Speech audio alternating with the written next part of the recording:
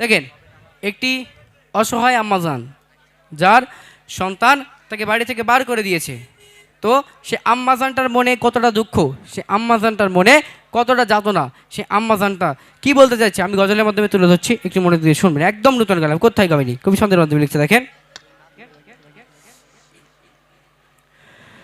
কষ্টে বেঁচে আছি আমি, কষ্টে বেঁচে আছি, কষ্টে বেঁচে আছি আমি, কষ্টে বেঁচে আছি, বুক ফেটে কান্নায় আসে চোখেতে নেই হাসি, বুক ফেটে কান্নায় আসে মুখেতে নেই হাসি, কষ্টে বেঁচে আছি আমি, কষ্টে বেঁচে আছি, কষ্টে বেঁচে আছি আমি, কষ্টে বেঁচে আছি। ছোট যখন ছিল খোকা খেতে পারতো না, নিজের মুখে আঘাত দিয়ে বলতাম খোকা খা। দেখেন আজকে সমাজে যেটা ঘটছে বাস্তব, আজকে আম্মাজানেরা কত কষ্ট করে, কত মায়া, কত মহব্বত, রাতের পর রাত জেগে আজকে আমাদেরকে বড় করে, লালন পালন করে, কত শীতের রাতে তাদের কোলে আমরা পেশাব পায়খানা করে দিয়েছি। আম্মাজান একটা বারের জন্য রাগান্বিত হয়নি, আম্মাজান আমাদেরকে দূরে রেখে আবার নিজের শরীরের কাপড়টা বদলে এসে আবার আমাদেরকে বুকে টেনে নেয়, তাই না? আর সেই সন্তান বড় হয়ে বইয়ের কথা শুনে মোটামুটি আম্মাজানকে বলে, তুই আমার ঘরের থেকে বেরিয়ে যা, তোর জায়গা আমার ঘরে আর নেই, তাই না? কবি ছন্দের মাধ্যমে লিখছে। দেখেন,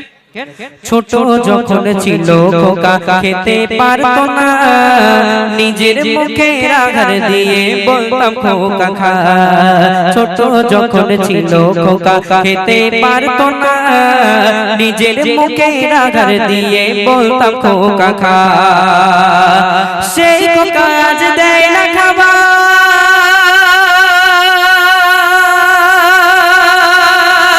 সেই খোকা আজ দেয় না খাবার, পথে ফেলে দিল আমার, নেই না খবর কোথায় আমি কেমন আছি, কষ্টে বেঁচে আছি, কষ্টে বেঁচে আছি আমি, কষ্টে বেঁচে আছি, বুক ফেটে কান্নায় আসে মুখেতে নাই হাসি, বুক ফেটে কান্নায় আসে মুখেতে নাই হাসি, কষ্টে বেঁচে আছি আমি, কষ্টে বেঁচে আছি, কষ্টে বেঁচে আছি আমি, কষ্টে বেঁচে আছি।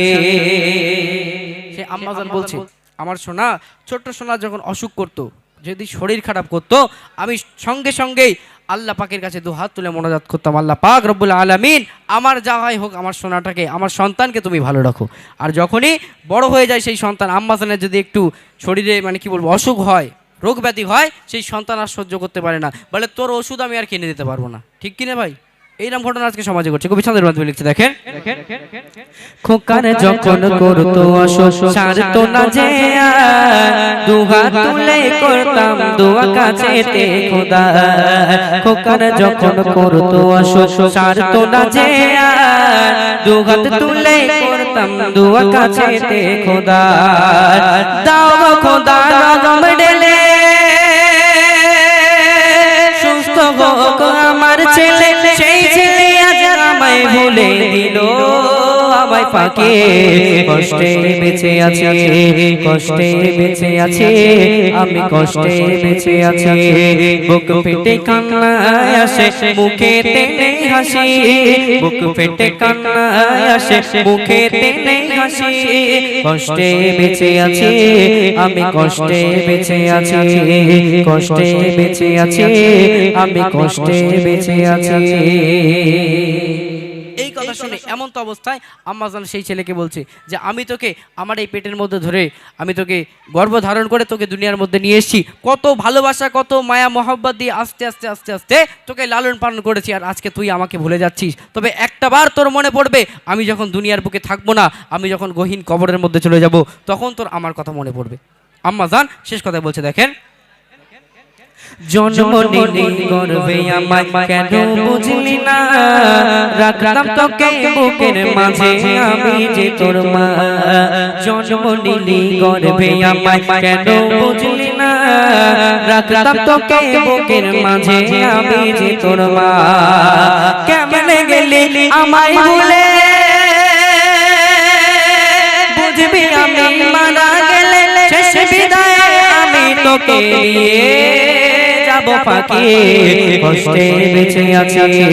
কষ্টে বেঁচে আছি আমি কষ্টে বেঁচে আছি বুক পেটে কান্না আসে মুখেতে নেই হাসি বুক পেটে কান্না আসে মুখেতে নেই হাসি কষ্টে বেঁচে আছি আমি কষ্টে বেঁচে আছি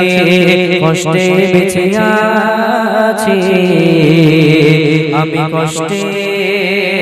বেঁচে আছি শুনলেন